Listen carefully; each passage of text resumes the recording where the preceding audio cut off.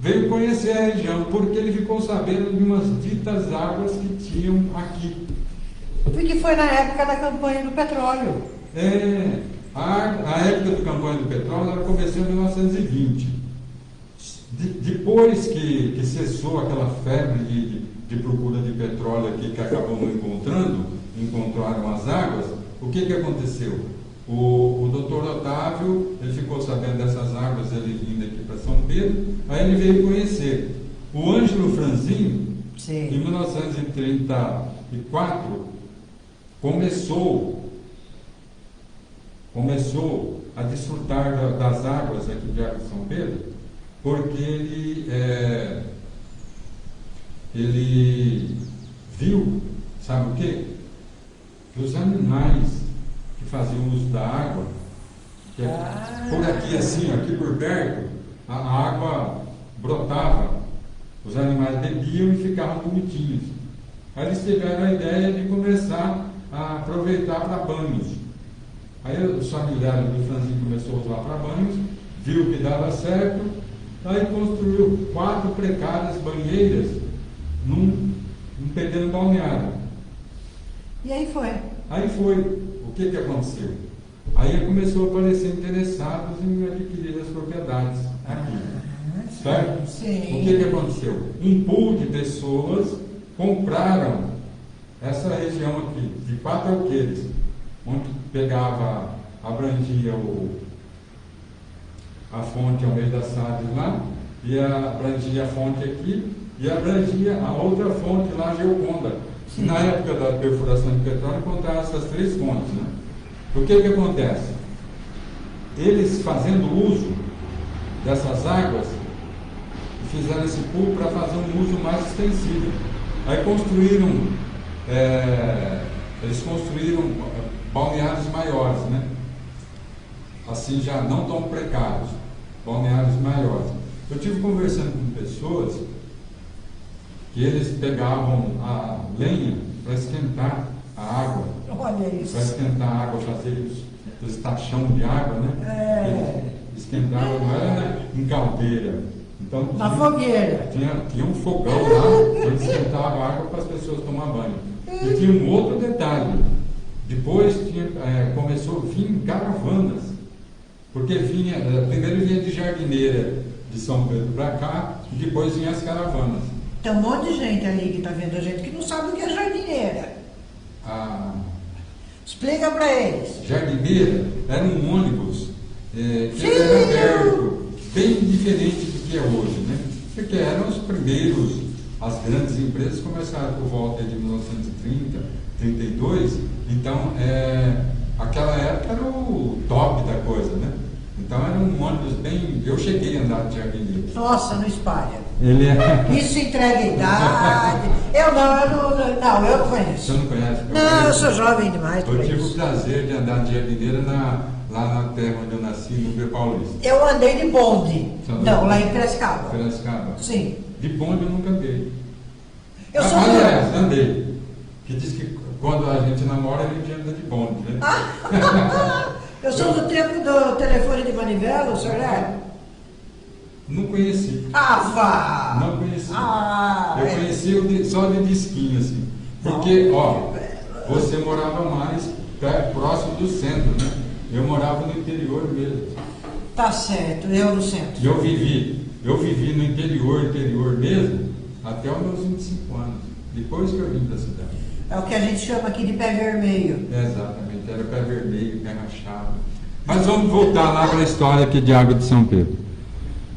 O doutor Otávio, quando ele veio e fez essa primeira inserção aqui, vindo de cavalo, trotando lá de São Pedro para cá, ele sentiu que as águas eram propícias a um futuro para a cidade. Tiro comercial, né? Aí o que ele fez? Ele voltou para Santos, conversou com o irmão dele, doutor Antônio, falou: vamos comprar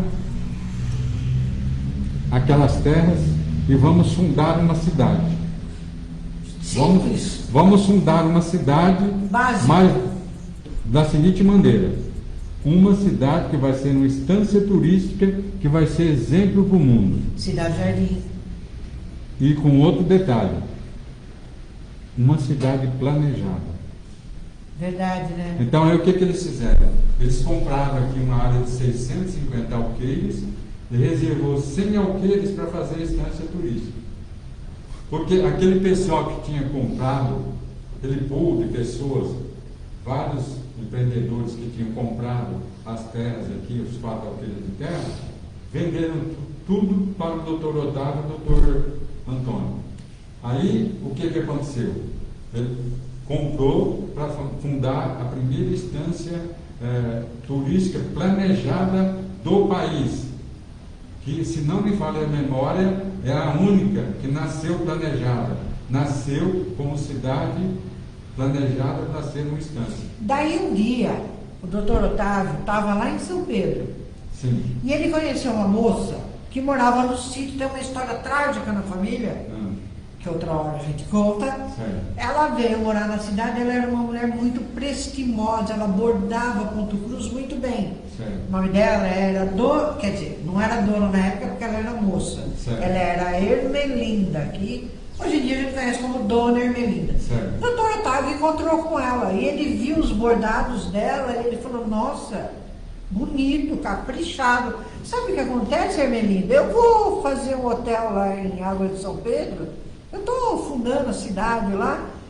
Você quer bordar em Ponto Cruz o meu hotel, assim, para eu colocar lá na recepção do meu hotel, um quadro? E ela fez. E ela fez, o negócio ficou tão bonito, mas tão bonito, que ele colocou no saguão, daí quando já estava pronto o hotel, colocou no saguão e ele indicava para todos os hóspedes que vinham para o hotel os serviços da Ermelinda. E ela, exatamente, ela cresceu tanto que começou a contratar gente para trabalhar para ela. Chegou uma época que ela estava com 600 pessoas trabalhando para ela lá em São Pedro. Virou capitão do bordado. Olha como tem a ver uma coisa com a outra. Você vê o que é uma pessoa que é predestinada e que ela, como diz o outro, tem aquela luz e ela segue o norte daquela luz para implementar aquilo que é de bom para a comunidade. Doutor Otávio, pelo que eu li, em 4 livros que eu já li sobre a vida dele e os feitos dele, e sobre o que eu conversei com o filho dele, doutor Antônio, o que acontece? Ele foi uma pessoa que ele pensou mais no outro do que nele. A menina dos olhos do doutor Otávio, a partir de da década de 1930, passou a ser Água de São Pedro. Daí, em 1940, a Água de São Pedro se emancipou de São Pedro, né? Sim, não chegou a ser em 1940, foi um pouquinho depois. Mas isso acontece o seguinte: hoje nós vemos que até eu tenho esse livro que fala sobre as águas, com uma ressalva. O único livro escrito até hoje que fala sobre a Água de São Pedro, que tem a participação de um médico, Dr. Celso Henrique Marques de Azevedo, que é médico termalista. Você sabe o que é termalismo? Que tem a ver com as águas, com banho. O termalismo, o médico termalista, ele estuda as águas e suas propriedades e aplica essa propriedade no estudo das pessoas, entendeu? Estuda a ação das águas na saúde da pessoa. Na saúde e o bem-estar das pessoas. Porque isso vem de muito tempo atrás, essa coisa, né? Sim. É interessantíssimo. O tratamento com águas vem lá da Idade Média. Vem antes, em Roma eles já faziam isso. Então, É muito louco. Será que não vem da pré-história? Não sei. Pode ser que venha da pré-história, né? Pode ser que venha. Então, vamos lá. Mas, você veja bem, o doutor Otávio, ele teve essa visão quando ele veio aqui a cavalo a primeira vez. Ele convenceu o irmão dele de que deveriam comprar essas terras e fundar a cidade. Então compraram a fazenda e destinou a fazer essa cidade. O que ele você vê o que é uma pessoa organizada e que realmente quer planejar, né? Por isso que o planejamento, quando a gente fala em planejamento, ele tem que ser feito na vida da pessoa para que aconteça sucesso, para que o sucesso aconteça. Senão... O negócio por acaso existe. Por acaso existe. Mas o por acaso não é qualquer pessoa que tem a estrela. Eu acho que tem pessoas que já nascem predestinadas a terem um caminho um pouco diferenciado, mas todas elas foram atrás. Ninguém ficou em casa chorando, sem planejamento, o que eu fiz para merecer? Não, esse povo simplesmente planejava e executava. Exatamente. O doutor Otávio, o que ele fez? Ele contratou o escritório Saturnino de Brito, a maior... Famoso, hein? O maior escritório em questão de paisagismo e urbanismo do país. Que fez aqui a planta. A planta da cidade. Você pode ver, cidade de jardim. Por quê? Isso aqui era deserto. Você sabia que isso aqui estava uma área deserta? Não tinha árvores, não tinha vegetação. É porque a gente tem um pouquinho lá em São Pedro, um pouco na Mata Atlântica, misturado um pouco de cerrado e tal. Aqui era desertão? Desertão. Por quê? Nossa. Isso aqui foi derrubado as matas, foi plantado café, foi formado, depois foi cuidado da lavoura branca e depois ficou totalmente sem árvores. Olha, é bonito isso aqui. Na questão de cidade de jardim, então eles tinham no plano diretor da cidade, o plano de o planejamento da cidade com planta. Então foi criado os bosques, diversos bosques na cidade. De eucalipto, né? De eucalipto e de madeiras de lei também. Você sabia que aí no meio desse eucalipto tem plantado inúmeras plantas diferenciadas? Olha, não foi só eucalipto. Sei pouquíssimo da história da água de São Pedro, é um erro, né? Leia, depois eu passo para você. Eu quero. Eu te indico uns 4 livros, já que eu sou, tá bom? Para você adquirir conhecimento.